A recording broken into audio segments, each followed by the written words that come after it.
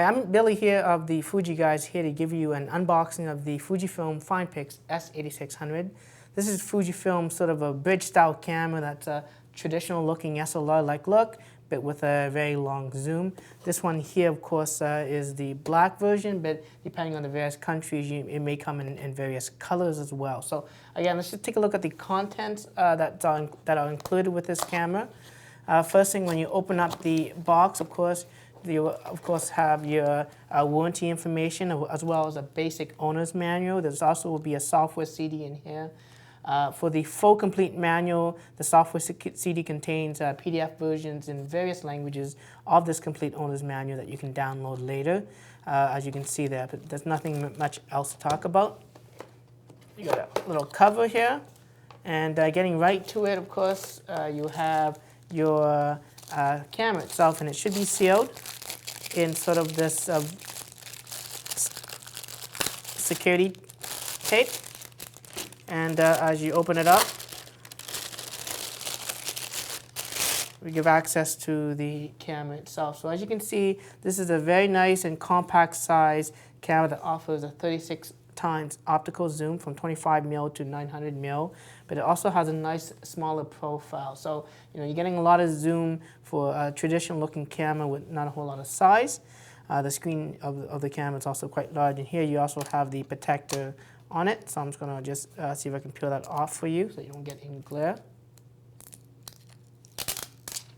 See, it's nice and brown, nice, new and clean. Okay, so I'm going to put the camera aside for now. You also get, of course, the strap for the camera. So the strap itself attaches to each side of the camera here, as you can see, and allows you, obviously, to carry the camera around. You got the Fujifilm logos on it, I guess, and it's good for what you get, with this camera.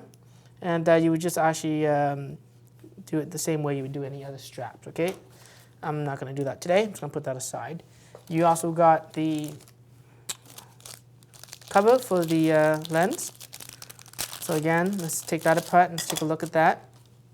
So you got two things. You got the little string here, and you also got the cap. So the cap, basically, you're going to want to loop it around the edges here. So depending on how you want to do this, you can just maybe go backwards if you want.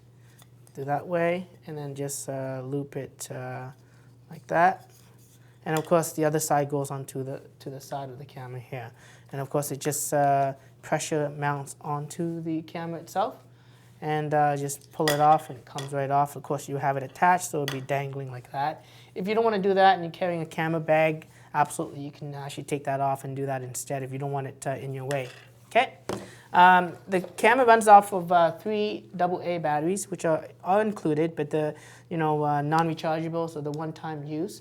I recommend you pick up a good set of nickel metal hydride batteries, NiMH batteries, and of course there's some great low discharge nickel metal hydride batteries that provide for a better experience in the sense that you can charge it up and it's not going to auto discharge on its own. It has a much slower discharge rate than standard nickel metal hydride, so you want to look out for that. And it's going to give you a good number of shots, of course, and you always want to be prepared with batteries and have an extra set with you at all times. The great thing with AA's is that if you do forget to charge them up or you forget to have any full charge, or you bring batteries, that is, you can pick them up at a corner store and it's usually widely available. Okay, so that's the camera here. Let's take a look at the where you put the batteries in. Of course, it's on the bottom here. You want to unlock it by sliding and it pops open. And you got access to the 3 battery slots there. So I'm just going to open up these batteries for the very first time.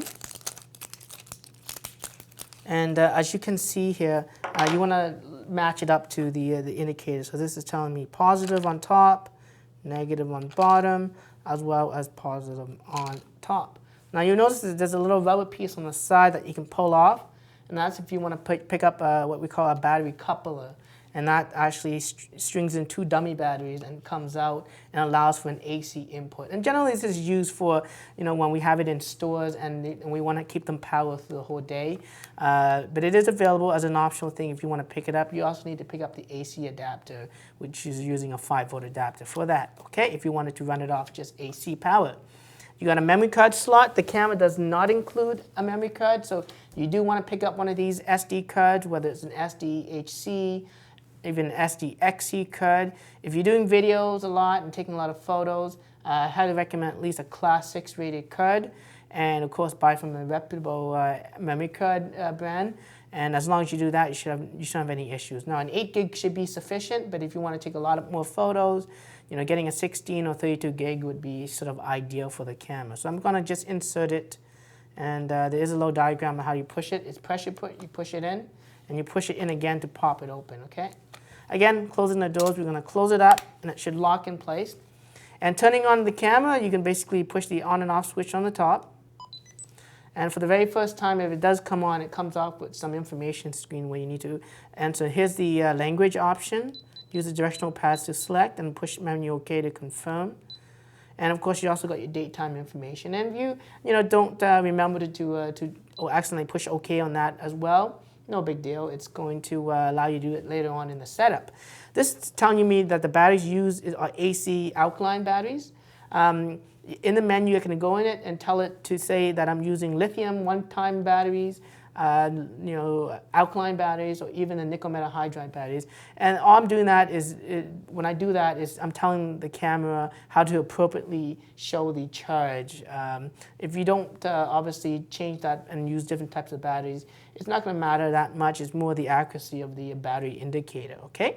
So once the camera's on to zoom in, zoom off, you got these zoom controls. You can see that it's 36 times all the way in, and tapping the button halfway down to focus, right? And if I'm too close, of course, then it's not going to obviously focus for me, because I'm still too close. There we go. You can see right there. To take a photo, you take the snapshot with the button. To playback images, you push the playback button on the back of this camera. As you can see there, if you wanted to zoom in on the picture, you can use the zoom controls, and you can just zoom in. And you can use the directional pads to navigate left and right to pan the image to see if indeed that picture was in focus and it's sharp and it looks to be that way. Push back to get out. I'm going to push up to delete the image if I don't like it. And I have 3 different options: frame, selected frames, or all frames. So I'm just going to select the current frame, and it's going to delete the image, as you can see right there. Again, go back to shooting mode, just tap the shutter button, and there you have it. The last thing to learn about, of course, is the video mode. It doesn't matter what mode dial you're on.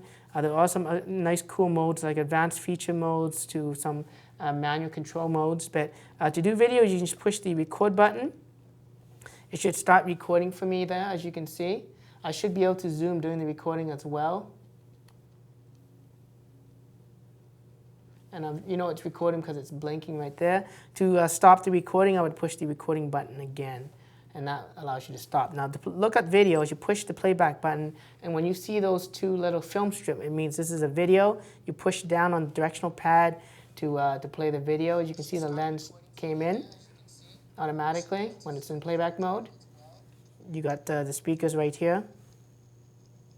And you know, that's, again, just to look at the video records a 720p video for this particular model. So again, this is just a unboxing and a quick getting started look at the brand new S8600. If you're interested in this, don't forget to watch some of my other videos by subscribing to my YouTube channel and follow me on Twitter. Until then, I'm Billy of the Fuji Guys.